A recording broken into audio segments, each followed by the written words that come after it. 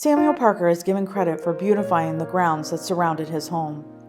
In 1853, he designated a portion of land to establish a private family cemetery.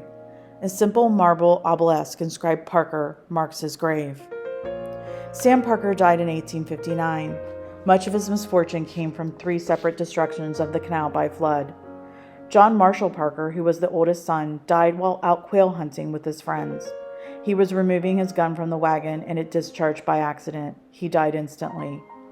Walter Scott Parker, the second son, was killed at the Battle of Richmond in Kentucky.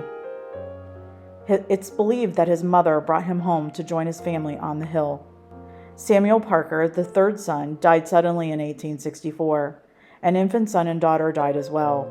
The only remaining son was Quincy Parker, and he had become an alcoholic. Sam's wife, Susan Parker, also buried in the cemetery, had a nervous breakdown and left the finances to Quincy.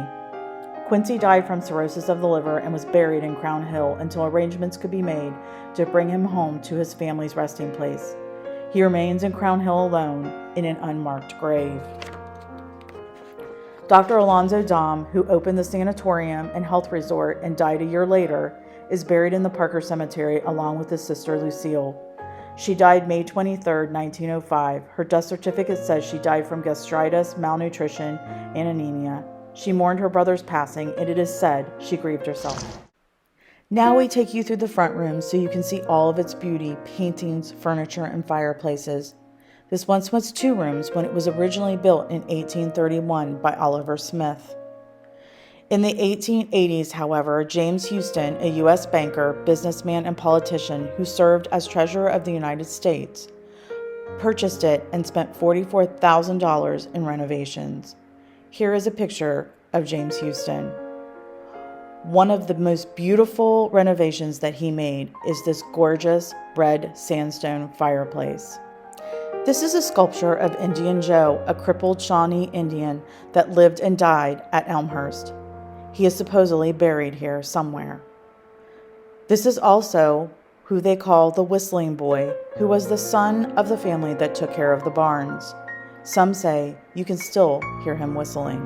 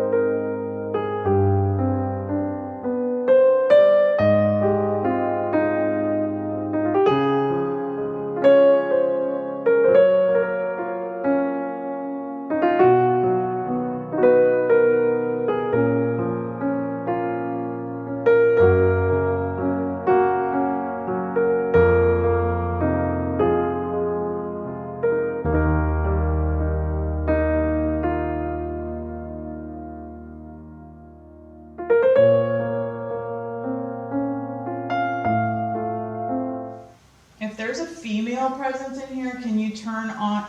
There, is that you? Okay, I thought so. Thank you. Can you touch my hand? Yeah. Did it? Did. Did it really? Mm-hmm. Thank you so much. My hand is all tingly now. As part of the renovations in the 1880s, James Houston added a room onto the front room. James also worked on the presidential campaign for Benjamin Harrison. When Harrison and his wife would come into town, they would stay in this room. Today, they refer to this room as the Harrison Room.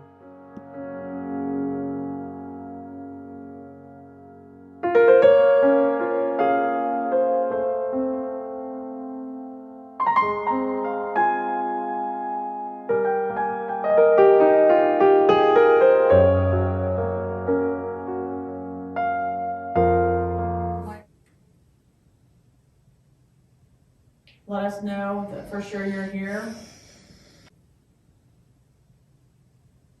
Let us know that for sure you're here. In 1901, prior to this hallway being lined with former Masonic masters' pictures, Dr. Alonzo Dom purchased the old Elm Farm. Dr. Dom added the north wing known as the Dom Annex.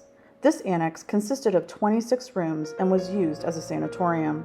There were several deaths, including one man who committed suicide by cutting his own throat. Dr. Dom owned Elmhurst for almost 2 years when he became ill and died in December of 1902. Dr. Porter then tried to run the sanatorium along with his financial partner, Mr. Goodwin. Goodwin lost his sight due to nervous disorder. It is said his mind became blank and he died blind and insane at the Elm Farm. Porter's stepdaughter also died during their time living at the farm. Porter was unable to make his payments and the farm was then sold to George Markle, a wealthy miner from Pennsylvania. Markle leased the home with the option to buy to Mrs. Sumner and Kressler, who then established the Elmhurst School for Girls. The school was conducted in very high standards, but it wasn't long before typhoid fever made its appearance, giving the school the reputation for lack of healthful surroundings, causing parents to shun the school for their daughters. After being vacant for a year, it became Penton Military School for Boys, operated by Colonel Frederick Lewis. His school operated for one semester with only 12 boys. It was later discovered he was no more than an imposter and he fled immediately. George Markle Jr. filed to regain possession of the property and a financial plan was made to save the property. First Financial Bank assumed the burden of the underwriting and John T. Wilkin became the majority stockholder. First Financial Bank, who was in business for 73 years, suffered 2 heavy fires and rebuilding was not possible. The bank closed its doors in 1930 and was denied reorganization. John Wilkin died 7 days after a brief illness. Sorrow, death, and disaster loomed over the Elm Farm for many years. The Warren Masonic Lodge No. 15 purchased the property in 1940, and this room still serves as the chapter room to this day.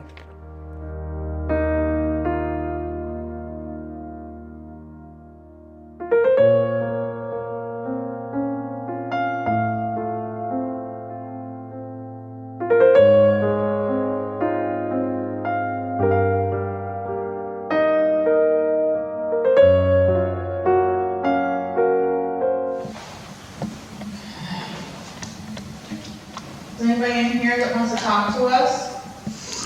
Cat ball Wait. on the altar. Hi.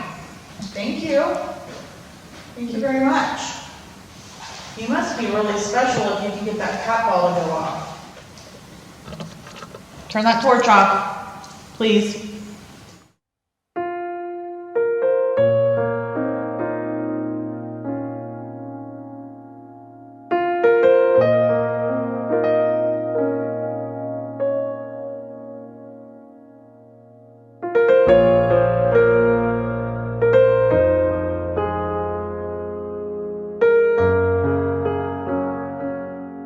As we briefly take you into the library, we want to point out the painting of the man whose eyes follow you no matter where you go. The identity of the man in this gorgeous painting is unknown and lost in time, unfortunately.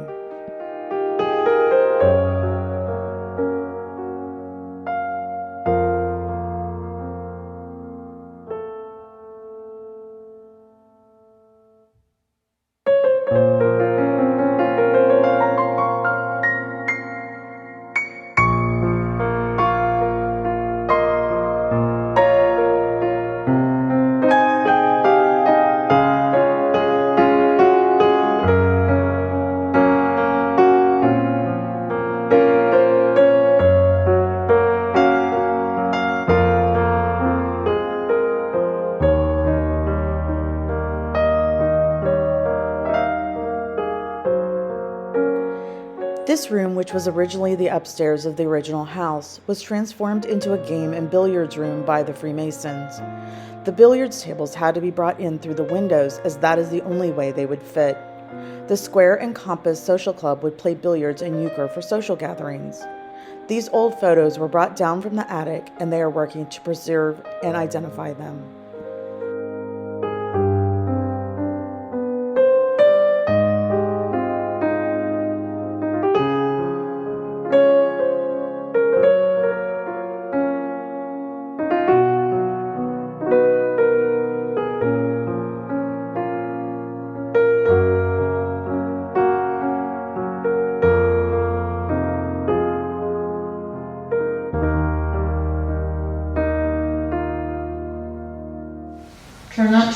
he'd like us to go in the star room.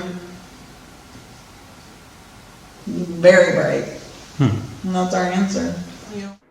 These rooms, known as the Eastern Star Rooms, are still used to this day for the female relatives of the Masons or the female members of the Order of the Eastern Star to change into formal wear and to take group pictures, etc. The women of the Eastern Star would also use the sunroom to gather and have tea, while the men of the Square and Compass played billiards and euchre at their social gatherings. The Order of the Eastern Star was founded in the late 1800s by Dr. Rob Morris and his wife. The Eastern Star is a group associated with the Freemasons that both women and men can join.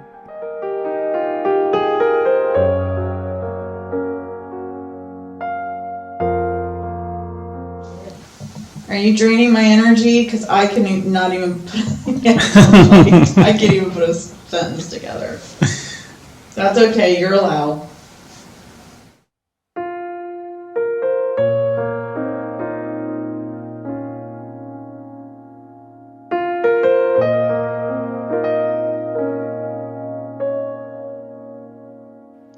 We now take you into the basement of the original house that you have to access from the outside, and of which has a dirt floor.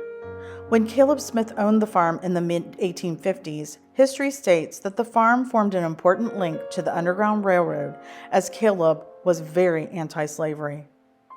Caleb Smith died suddenly while holding court in Indianapolis, January 7th in 1864. He was first buried at Green Lawn Cemetery in Indianapolis. It is said that the Knights of the Golden Circle were after him and vowed that if they ever found him, they would kill him and set him on fire and drag him through the streets for everyone to see. And if he was dead, they would dig him up, set him on fire, and drag his burning corpse through the streets for all to see. This, of course, worried his wife Elizabeth, and she had a vault built for him in Crown Hill Cemetery, but he was never laid to rest there. There is no record of his burial spot in fear of him being desecrated.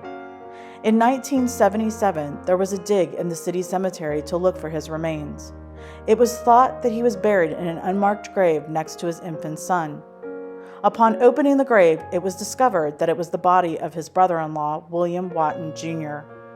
There is rumor, however, that he was buried in the basement of Elmhurst, where his sister-in-law, Susan Parker, still lived. Was he?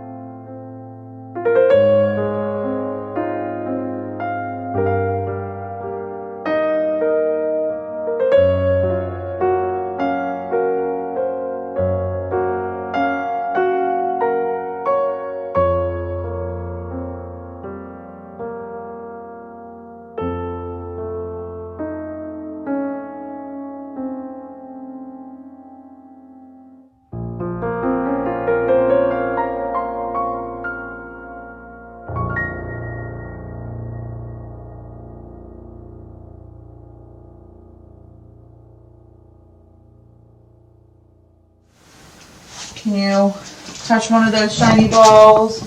Turn on one of these torches. Talk into that flashlight. There you go. Hi. Thank you. Thank you. Thank you very much. Okay. Is that why my stomach is so queasy? You were sick? Yes. Thank you.